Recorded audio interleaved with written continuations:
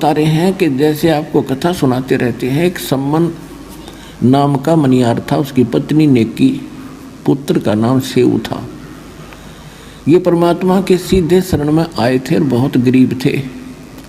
ऐसी परिस्थिति बन गई थी कि परमात्मा की सेवा के लिए सम्मन ने अपने पुत्र सेऊ का गर्दन भी काटनी पड़ गई थी। और कबीर परमात्मा ने वो लड़का जो का तू जीवित कर दिया था, उसका निशान भी नहीं था कि गर्दन कट्टी है कि नहीं कट्टी। और वो परमात्मा की परीक्षा में वो बद परिवार सफल हुआ। उसके बाद उनको अटल भक्ति दी और मालो माल कर दिया।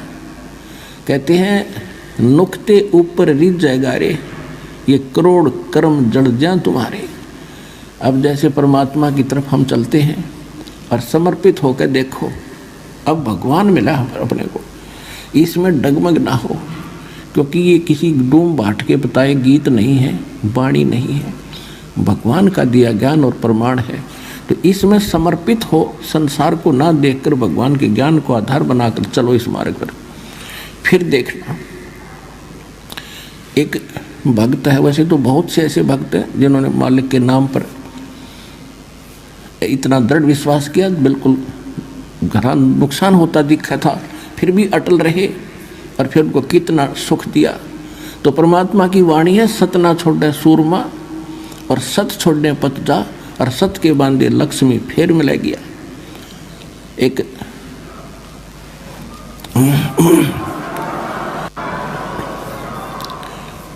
एक भक्त ने दीक्षा ली थी, वो ट्रांसपोर्ट का काम करते हैं, और उस समय उनके पास एक का ट्रक था। उनके पूज्य पिताजी पहले हमारी शरण में आए थे, दास की शरण में, वो बहुत नेक आत्मा थे, और उन्हीं की प्रार्थना परमात्मा ने स्वीकार करके उस परिवार को शरण में लिया था।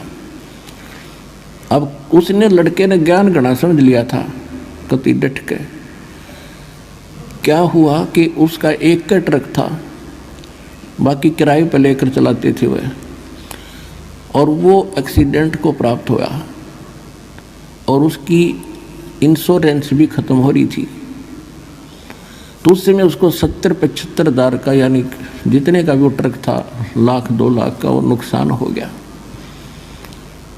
तो उसकी माताजी ने कहा कि भाई देख, पहले तेरा बढ़िया काम चल रहा था और यो नाम ले लिया तो देख तेरा कितना नुकसान हो गया, इस नाम न छोड़ दे, तू वही भक्ति कर ले।